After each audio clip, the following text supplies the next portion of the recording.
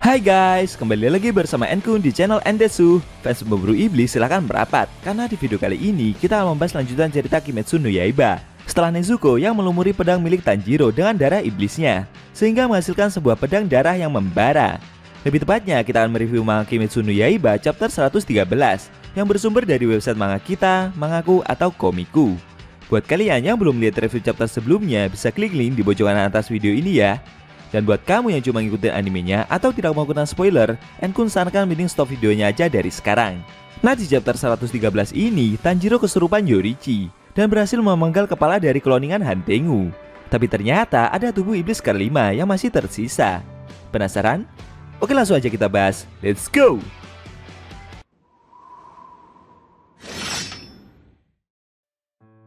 Di awal scene kita diperlihatkan Tanjiro yang sesaat melihat ingatan dari leluhurnya. Dia melihat ada seorang wanita yang tersenyum mengomentari sebuah pedang samurai. Pedang itu hanya berubah menjadi merah saat digunakan oleh pemiliknya. Wanita tersebut bingung kenapa hal itu bisa terjadi, karena biasanya pedang itu berwarna hitam pekat. Tapi menurutnya justru hal tersebut malah membuat pedang itu menjadi semakin indah. Setelah melihat ingatan yang diwariskan barusan, Tanjiro merasa jika samurai yang dimaksudkan itu pastinya adalah pria yang memakai anting seperti yang ia pakai sekarang, yaitu Yorichi. Tanjiro bertanya-tanya, apakah pedang pria tersebut juga berwarna hitam pekat seperti pedangnya itu? Sambil melihat pedangnya yang membara tersebut, Tanjiro menduga jika kondisi pedang milik pria itu besar kemungkinan juga sama dengan pedang yang dia pakai. Tanjiro juga merasa yakin kalau samurai tersebut melakukannya dengan cara yang berbeda, walaupun tujuannya sama. Pedang milik Tanjiro ini bisa berwarna merah karena kekuatan dari Nezuko. Tanjiro merasa jika dia telah bertambah kuat. Tapi di sisi lain, iblis yang dia lawan juga semakin kuat pula. Setiap pemburu iblis itu merasa ketakutan dan lemas, seseorang selalu membantunya. Dengan semua itu, kehidupan mereka mulai terhubung satu sama lain. Menurut Tanjiro, dia juga harus memenuhi harapan mereka semua. Sambil berjalan maju, seperti didorong oleh tangan orang-orang yang terhubung dengannya, Tanjiro mulai bersiap untuk melanjutkan pertempuran. Tanjiro merasa jika semua orang telah meminjamkan kekuatan kepadanya dan menjadi satu demi mengalahkan iblis yang ada di hadapannya itu.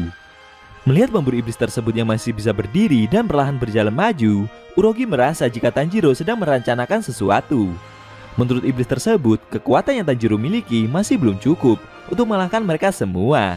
Sambil percaya diri, Urogi berkata jika setelah mereka memotong tubuh pemburu iblis itu, dia tidak akan lagi merasa gatal maupun merasa sakit sekalipun. Setelah itu, Urogi maju dan mencoba menyerang Tanjiro dengan cakaran kerasnya tersebut. Namun tiba-tiba Sekudo dan Karaku kaget. Mereka seperti melihat ingatan dari Muzan sama saat dia hampir terbunuh karena bertarung melawan Yorichi di masa lalu. Muzan berkata jika itu adalah pedang dari samurai tersebut. Dan secara kebetulan, kuda-kuda bertarung yang Tanjiro tunjukkan sangat mirip dengan pemilik pernafasan terkuat itu. Di saat yang bersamaan pula, luka di dahi Tanjiro memerah, membuat wajah dan aura yang mereka berdua miliki sangat mirip. Lalu dengan gerakan cepatnya, Tanjiro menebas ketiga kloningan Hantengu tersebut menggunakan tarian Dewa Bara Api. Seketika, ketiga kepala iblis itu langsung terpotong secara bersamaan. Tanjiro yang berhasil melancarkan serangannya tersebut berkata dalam hati kalau dia selalu merasa penasaran dengan tebasan api yang dia keluarkan. Bagaimana bisa satu serangan itu mampu memotong kepala dari iblis Gyotari di pertempuran sebelumnya? Karena sensasi yang dia rasakan pada saat itu dan cara dia mengeluarkan kekuatan tersebut membuat tubuh dan dahinya terasa seperti terbakar. Melihat para iblis itu yang berhasil dia penggal, dia merasa akan mampu mengalahkan mereka semua secara bersamaan. Tanjiro berencana akan memenggal kepala kloningan iblis yang keempat untuk mengakhiri pertempuran. Tapi setelah melihat keadaan iblis tersebut, membuat Tanjiro jadi kaget. Ternyata iblis yang keempat itu telah berhasil dipenggal oleh gennya sendirian. Melihat hal itu, Tanjiro tersenyum dan merasa bersyukur karena akhirnya pertempuran bisa segera diselesaikan. Akan tetapi, pemburu iblis itu menoleh dan secara mengejutkan, penampilan gennya terlihat seperti telah berubah menjadi iblis. Tanjiro yang melihat rekannya seperti itu terkejut. Apa yang sebenarnya terjadi? Dan bagaimana bisa gennya bisa berubah menjadi iblis seperti itu? Di sisi lain, para iblis yang kepalanya berhasil dipenggal tersebut berteriak kesakitan.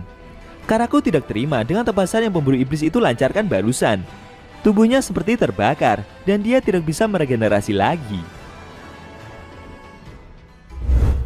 Sekudo memarahi rekannya tersebut karena sebenarnya mereka masih dapat meregenerasi. Meskipun regenerasi yang mereka lakukan berjalan amat sangat lambat.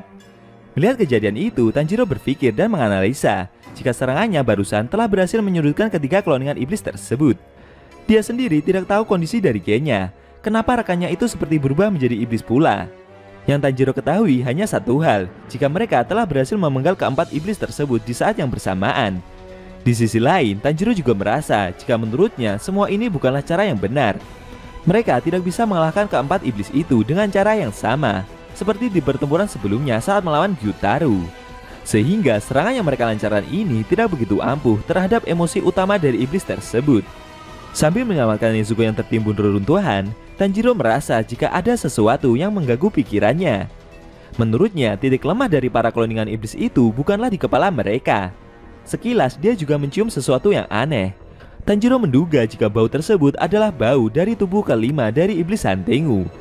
Tanjiro merasa jika kloningan iblis itu berjumlah 5 ekor, dan mereka harus segera menemukan iblis kelima tersebut, serta membunuh mereka secara bersamaan. Namun tiba-tiba Genya malah mencekik leher Tanjiro. Pemburu iblis itu berkata jika dia akan mengalahkan para iblis bulan atas tersebut.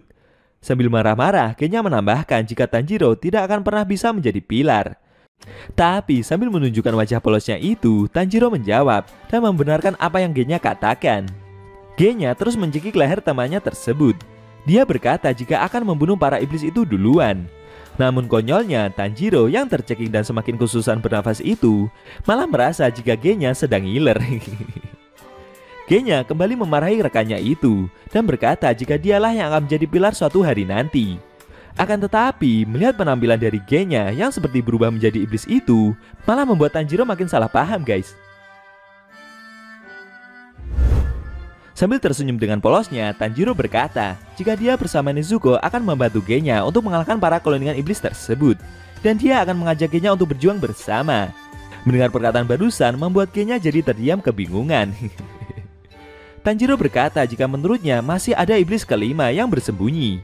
Dia akan mencari iblis itu terlebih dahulu dan meminta Genya untuk mengulur waktu serta menahan para kloningan yang lain. Genya sempat tidak terima dengan apa yang Tanjiro katakan. Tapi berhubung sifat polos dari Tanjiro udah kebablasan, membuat pikirannya jadi super positif gitulah guys. Hal tersebut malah membuat Genya jadi makin bingung harus ngomong apa sama pemburu iblis itu. Akan tetapi secara tak terduga mereka kembali diserang oleh kilatan-kilatan petir yang Segudo lancarkan. Sambil menghindari serangan tersebut, Tanjiro meminta Genya kalau dia akan memberitahu pemburu iblis itu jika telah menemukan iblis yang mereka cari. Tanjiro juga meminta Genya untuk tidak memenggal kepala adiknya tersebut. Meskipun saat ini Nezuko masihlah seorang iblis.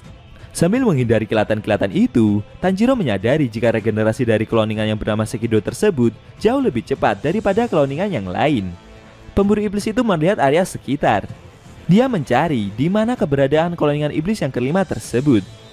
Menurut Tanjiro, gara-gara kipasan dari Karaku tadi, membuat bau sulfur pemandian air panas jadi tersebar ke berbagai wilayah, membuatnya semakin kesulitan dalam menemukan bau dari iblis yang dia buru. Di dalam salah satu semak-semak hutan ada iblis yang kelima yang sedang menangis dan bersembunyi. Dia seperti menggigil ketakutan karena keberadaannya seperti disadari oleh para pemburu iblis itu. Perlahan Tanjiro mulai merasakan jika iblis tersebut berada di balik salah satu semak-semak dalam hutan. Lalu dengan sigap dia segera bergegas menghampiri semak-semak itu. Akhirnya Tanjiro mulai menemukan keberadaan kloningan iblis yang kelima milik Hantengu. Apakah nasib dari iblis tersebut kali ini akan benar-benar tamat? Sayang sekali scene cerita manga Kimetsu no Yaiba chapter 113 telah berakhir.